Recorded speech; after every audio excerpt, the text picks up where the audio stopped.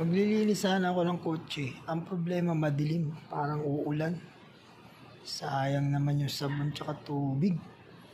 Pag naglinis ako mamaya, madudumihan na naman. Pero okay lang, basta makapaglinis tayo.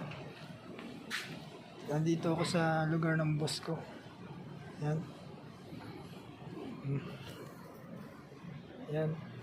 Actually, tapos na ako magugas ng sasakyan. Ito, malinis na nga yung gulong niya. Sinabon ko. Nilabhan ko, kinula ko pa. May sundrox pa yan. Ito po yung puti-puti. Ito po yung ginamit kong timba, basahan. Ayan, madumi yung basahan kasi sa gulong to. Ito naman, sa salamin tsaka sa katawan. Madumi rin. Pero okay lang. Puti naman yung damit ko eh.